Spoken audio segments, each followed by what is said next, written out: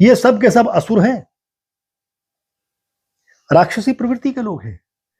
प्रेमानंद जी महाराज राधा राधा भगवान श्री कृष्ण भगवान शिव के स्वरूप को जान चुके हैं। बाबा गुरिंदर सिंह जी राधा स्वामी के जो गुरु हैं वो भी एक विलक्षण संत है। नमस्कार, स्वागत है आप सभी का हिंदुस्तान 24 पर और मैं आप सबके साथ विपिन चौधरी।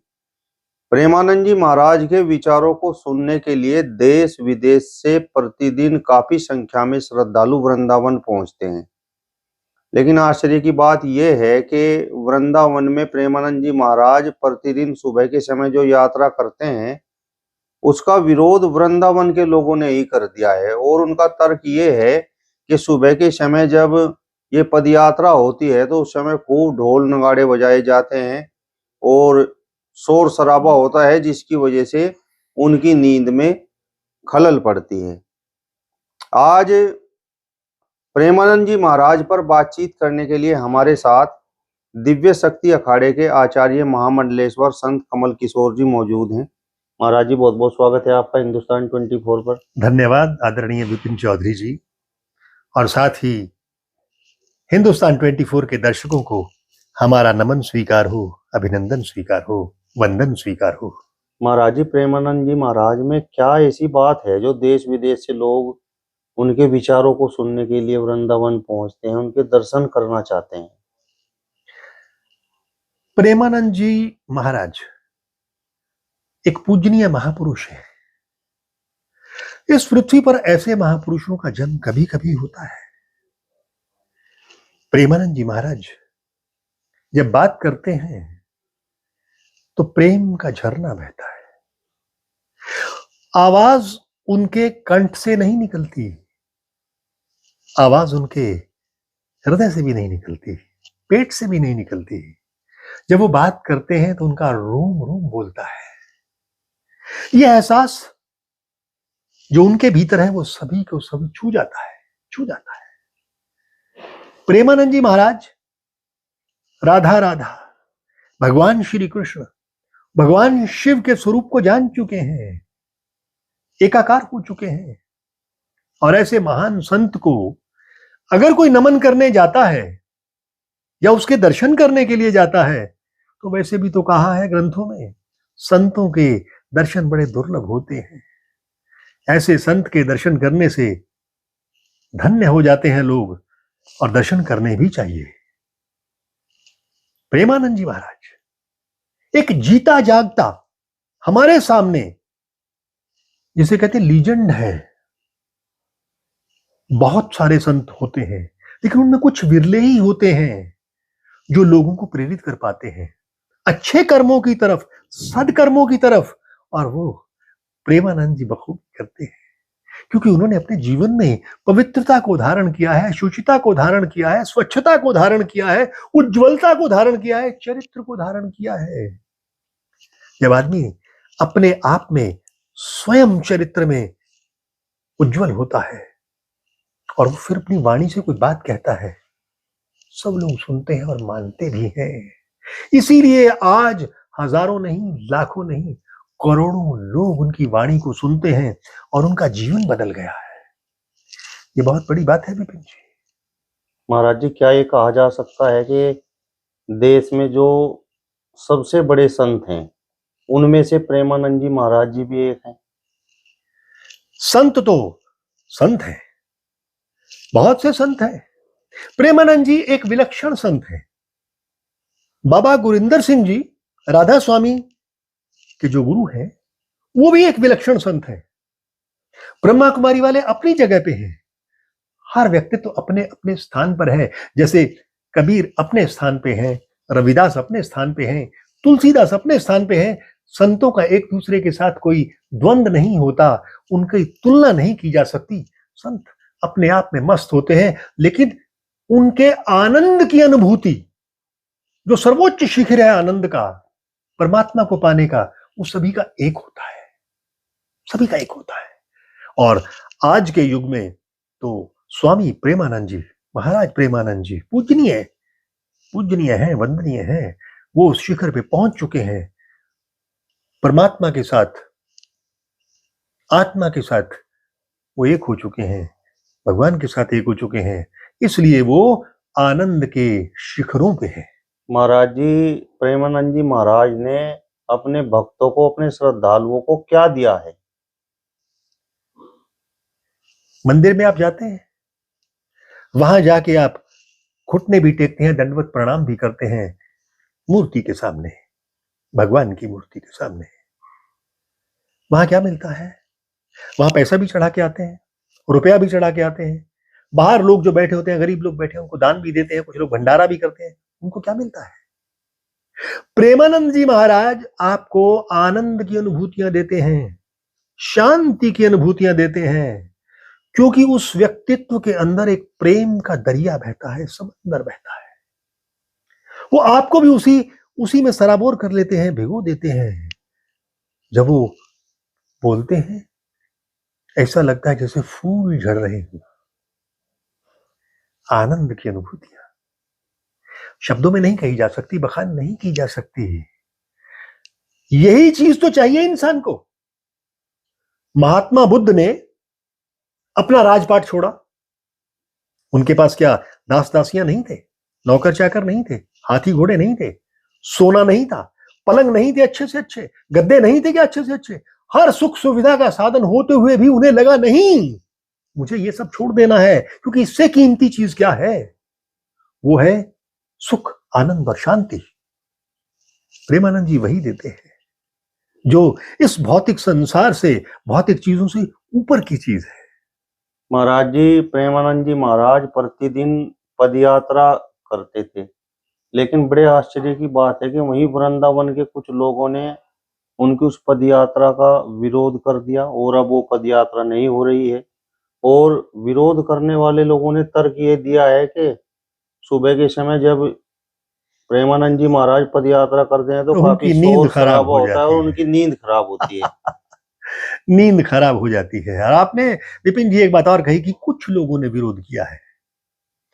भगवान राम ने जब इस पृथ्वी पर अवतरण हुआ उनका, उस समय ऋषि मुनियों के यज्ञ में लोग जाके यज्ञ को विध्वंस कर देते थे, लकड़ियां इधर उधर बिखेर देते थे, हड्डियां डाल देते थे, मांस डाल देते थे, यज्ञ को विध्वंस कर देते थे, ऋषियों को पीटते थे। वो आसुरी शक्तियां उस समय भी मौजूद थी। ये सब के सब असुर हैं, राक्षसी प्रवृत्ति के लोग हैं। स्वामी प्रेमानंद जी अगर 2:30 बजे पदयात्रा पे निकलते हैं तो इसका मतलब है 1:30 बजे उठ जाते होंगे। उठकर नहा धोकर अपना पूजा पाठ करके तैयार होके तब वो 2:30 बजे निकलते हैं। ब्रह्म मुहूर्त का भी समय वैसा ही उसी समय होता है, 3 बजे 4 बजे ब्रह्म मुहूर्त का समय होता है। व्यक्ति पहले खुद उठना सीखता है, तब दूसरे को कहता है कि आप उठो। पहले खुद कर्म करता है, अच्छे कर्म करता है, फिर दूसरे को कहता है अच्छे कर्म करो। और उन्होंने तो यह भी इल्जाम लगाया है, वहां के लोगों ने, एनआरआई ग्रीन सोसाइटी है, उसकी महिलाओं ने तख्तियां लेकर उनका प्रदर्शन किया, विरोध प्रदर्शन किया है। साथ में यह भी कहा है कि ढोल नगाड़े बजते हैं। झूठ, कहीं कोई ढोल नगाड़ा नहीं बजता है। पूरा पुलिस प्रशासन वहां पर होता है और साथ ही साथ वहां समर्पित कार्यकर्ता होते हैं। सड़क के दोनों तरफ रस्सी लगा दी जाती है, लाखों लोग वहां पर मौजूद होते हैं, लेकिन कहीं कोई ढोल नगाड़े नहीं बजते हैं। सिर्फ राधा नाम की पुकार होती है, राधे राधे राधे राधे। भगवान कृष्ण का नाम लिया जाता है और महाराज जी चुपचाप अपना चलते चले जाते हैं। 1.5 से 2 किलोमीटर की जो यात्रा है केली कुंज तक, वो जाते हैं। हमने भी उनको देखा है, कहीं कोई शोर शराबा नहीं। हाँ, कभी कभार कोई भक्त जयकारा लगा देता है तो वो कोई बुरी बात नहीं है, भगवान का नाम लेना अच्छी बात है। तो नींद में खलल गलत बात है। भगवान कहीं के कोई नाम से जिनकी नींद में खलल होती है तो वो कैसे तो लोग वो होते हैं? आसुरी प्रवृत्ति, हमने पहले ही कह दिया है ना, पैशाचिक प्रवृत्ति, आसुरी प्रवृत्ति, राक्षसी प्रवृत्ति के लोग हैं। तो ऐसे लोगों को चाहिए कि अपना स्थान बदल लें, स्थान बदल लें ना वो, क्योंकि वृंदावन किसकी भूमि है? भगवान कृष्ण की भूमि है, माता राधा की भूमि है। तो वहां पर राधा का नाम लिया जाएगा, भगवान कृष्ण का नाम लिया जाएगा, तो क्या दूसरों का नाम? उन्हीं का नाम तो लिया जाएगा ना। तो वही तो वो कर रहे हैं। और आज आप देखें कि विदेशों से लाखों की तादाद में वहां भक्त आते हैं, वहां के वृंदावन के लोगों को रोजगार के अवसर उपलब्ध हो गए हैं। वहां पर लोग फूल खरीदते हैं तो फूलों को बिछा देते हैं, वहां की रज ले जाते हैं, वो रज भी वहां बिकती है। पटके बिकते हैं, झोले बिकते हैं, राधा राधा लिखा होता उन पे। तो फायदा किसको है, लाभ किसको है? वहां के दुकानदारों को ना। तो दुकानदार अगर उनका बढ़ोतरी हो रही है, वो एक गरीबी की रेखा से उठकर ऊपर की ओर जा रहे हैं, किस लिए, कैसे? वहां पर पर्यटक आते हैं तो ही ना। मैं पर्यटकों की बात ना करते हुए अब कहूंगा तीर्थयात्री आते हैं, वहां पे तीर्थाटन करने के लिए आते हैं, उस संत के दर्शन करने के लिए आते हैं। और विरोध तो हमेशा होता ही रहा है। मैं आपको बता दूं, संत ज्ञानेश्वर हुए हैं महाराष्ट्र में एक, उस समय क्या था, उनका बड़ा विरोध हुआ, मंसूर का विरोध हुआ। भगवान ओशो यानी ओशो रजनीश को थैलियम जहर दे दिया गया। किस किस संत को छोड़ा है लोगों ने, किस संत को छोड़ा है? यीशु को सूली पे चढ़ा दिया उस समय के लोगों ने। विरोध हमेशा ही होगा, अच्छे आदमी का विरोध होता ही है, अच्छे संतों का विरोध भी होता है, और बाद में लोग इन्हीं की पूजा करने लगते हैं, इन्हीं के पीछे एक धर्म चल पड़ता है। ऐसा हर जगह हुआ है। और तो और मुसलमानों के मोहम्मद को भी लोगों ने पत्थर भी मारे और भगा दिया था कि शहर से भागो तुम, दूसरे शहर उसको भाग के शरण लेनी पड़ी थी। ऐसा सभी के साथ होता है, सभी संतों के साथ होता है। महाराज जी, प्रेमानंद जी महाराज ने तो इस विरोध का भी स्वागत किया है, और इस विरोध के बाद उन्होंने अपनी पदयात्रा बंद कर दी है। ये उनकी महानता का प्रतीक है, बड़प्पन का प्रतीक है। यही तो संतों का हृदय मक्खन के समान होता है, नवनीत समाना। उन्होंने कहा देखिए, मेरी वजह से किसी को तकलीफ ना हो, यात्रा को स्थगित किया जाता है। वैसे भी स्वास्थ्य के भी कुछ कारण हैं उनके साथ, लेकिन आप देखिए डॉक्टरों ने कहा था कि आप ज्यादा नहीं चल पाओगे, फिर भी वो राधा राधा करते करते, ईश्वर का नाम लेते लेते, मां का नाम लेते लेते, परमात्मा का नाम लेते लेते आज तक स्वस्थ है, चलते आ रहे हैं। ये ईश्वर की कृपा नहीं तो क्या है? हजारों लोगों ने उनके कहने पर व्यसनों से मुक्ति पा ली, शराब छोड़ दी, सिगरेट छोड़ दी, नशे छोड़ दिए, चरित्र से उज्जवल हो गए, चरित्रवान हो गए। लाखों लोगों को उन्होंने जमीन से उठा के आसमान पे ला दिया। जिनके चरित्र बिल्कुल खत्म हो चुके थे, उनको चरित्रवान बना दिया।